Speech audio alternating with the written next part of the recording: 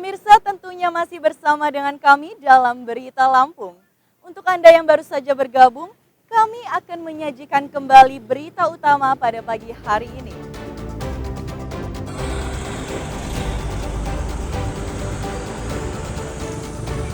Seorang pengendara motor tewas jadi korban tabrak lari di Jalan Lintas Timur Sumatera, Tulang Bawang Barat. Batu.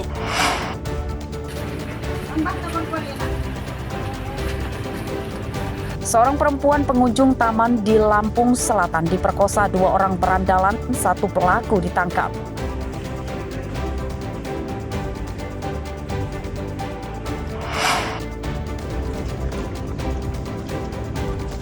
Seorang pekerja asal Malaysia di pabrik triplek di Tulang Bawang Barat terjaring razia petugas imigrasi karena izin tinggalnya kadaluarsa.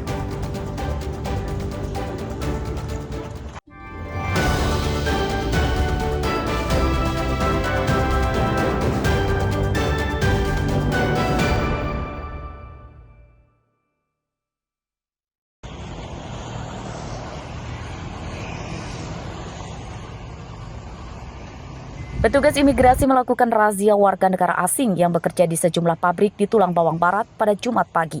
Razia diantaranya digelar di perusahaan pabrik triplek Desa Totomulyo, Kecamatan Gunung Terang. Dalam razia ini, petugas mendapati seorang tenaga kerja asal Malaysia berinisial MF yang melanggar aturan keimigrasian. Ia menggunakan visa izin tinggal kunjungan, namun ditemukan dugaan pelanggaran masa berlaku yang kadaluarsa atau overstay selama 8 bulan. Bukan pelanggaran warga negara Malaysia. Mungkin akan kita lanjuti pemeriksaannya di kantor imigrasi Kota Bumi. Tujuan operasi gabungan ini sendiri untuk apa ya, Pak? Untuk meningkatkan sinergitas dan kerjasama antar instansi, terutama dalam hal kerjasama dalam pengawasan orang asing di Kabupaten Tulang Bawang Barat. Adanya pelanggaran WNA, Pak? Ya, ada warga negara Malaysia yang di samping saya, kemudian nanti akan kita dalami pemeriksaannya di kantor imigrasi Kota Bumi. Hingga akhir razia di beberapa pabrik, petugas menangkap 1 orang berinisial MF. Ia kemudian dibawa ke kantor imigrasi untuk dilakukan penyidikan. Jika terbukti melanggar, MF akan dideportasi ke negara asalnya, Malaysia. Ari Susanto melaporkan dari Tulang Bawang Barat.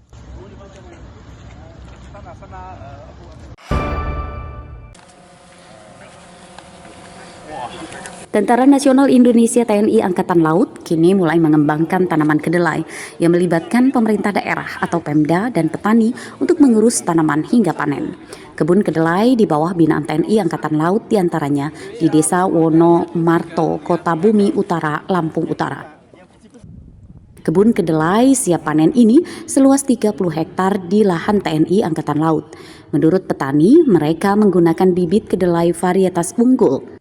Per hektarnya diperkirakan bisa panen hingga 2 ton kedelai. Ke Alisat 89. Gimana Bu hasilnya sendiri? Alhamdulillah untuk hasilnya ini memuaskan Pak. Karena kita juga ini diburu dari 30 hektar ini, insya Allah mudah-mudahan bisa menghasilkan 60 ton. Untuk migo sendiri ini 1 rumpun itu kita bisa menghasilkan 600 biji, ada yang 591. Terus keunggulannya juga masalah tumbuhan itu bisa 1 meter lebih, Pak. Berarti kualitas dan banyaknya buah ya Bu ya? Iya betul. Ya kalau pengembangan varietas migo itu nanti kan rencana tidak lanjut dari inovatornya ataupun ininya, kemudian nanti koordinasikan ke Kementerian Pertanian, karena itu kewenangan pemerintah pusat, dalam ini ke Kementan ya, Kementerian daerah. Jadi inovatornya dalam ini Prof. Saibun itu yang melakukan pensertifikan terhadap varietas migo itu. Dari hasil yang kita lihat tadi Bang, kualitasnya sendiri seperti apa sih Bang? Ya itu di atas rata-rata lah, jadi hasil ubinan tadi yang kemudian BPS prediksi itu 1 ton diberikan antara 4 sampai 4,5 ton lah itu.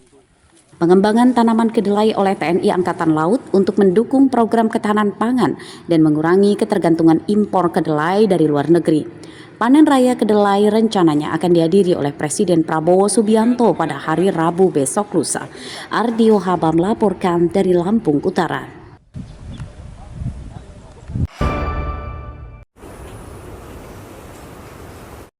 Upaya meningkatkan ketahanan pangan digalakan di berbagai daerah, diantaranya di Desa Penengahan, Kecamatan Lemong, Kabupaten Pesisir Barat. Pemerintah desa mengembangkan budidaya ikan air tawar bioflok probiotik menggunakan kolam terpal berbentuk bundar melalui badan usaha milik desa. Budidaya ikan dibiayai dana desa. Kini BUMDes telah memiliki 10 kolam bundar dari terpal yang diisi 15.000 benih ikan. Selain dijual ke tengkulak, sasaran pemasaran ikan yang dipanen nantinya juga ke pengelola dapur makanan bergizi gratis atau MBG. Kita bergerak di bidang budidaya ikan lele dengan kapasitas 10 unit kolam bioflok dan 2 unit kolam tanam. Dengan bibit ikan lele total 30.000 dan nila 15.000. Kita memilih budidaya ikan nila sesuai dengan kesepakatan anggota dan pengurus karena ikan nila dan lele diasumsikan sedikit problem dan kendalanya cuman luas dalam pemasarannya. Kalau masalah pengalaman kita otodidak ya, pernah belajar skala rumahan. Untuk bendahara saya sendiri dia mempunyai kolam kecil skala rumahan dengan bibit ikan nila. Sambil berjalan sambil belajar. Kalau usia tebar kita baru sekitar 3 minggu yang lalu dengan ukuran bibit 3-4 cm untuk lele. Sejauh ini progresnya bagaimana? Kalau progres alhamdulillah sangat baik karena kita menilai juga dari pemasaran bisa diterima oleh masyarakat menengah baik. Kita terinspirasi terutama dari kabupaten tetangga seperti Pringsewu, itu mereka sudah berhasil gitu membudidayakan ikan air tawar ini. Dan mungkin harapan kami sebagai dari pemerintahan Pekon dengan adanya program ini BUMDesnya bisa berjalan, bisa menopang keuangan Pekon. Harapan kami ke depan seperti itu. Bisa mandirilah Pekon Penengahan dengan adanya kegiatan ini. Untuk penjualan gimana Pak di sini? Kalau penjualan pasarnya cukup bagus karena mereka ini BUMDes ini melayani, ya kalau partai besar mereka sudah punya langganan, sudah ada komunikasi dengan yang memang mau ngambil. Terus saat ini juga mungkin masyarakat banyak yang beli di sini. Budidaya ikan lele dan nila dipilih karena diyakini lebih mudah perawatannya dan lebih tahan penyakit.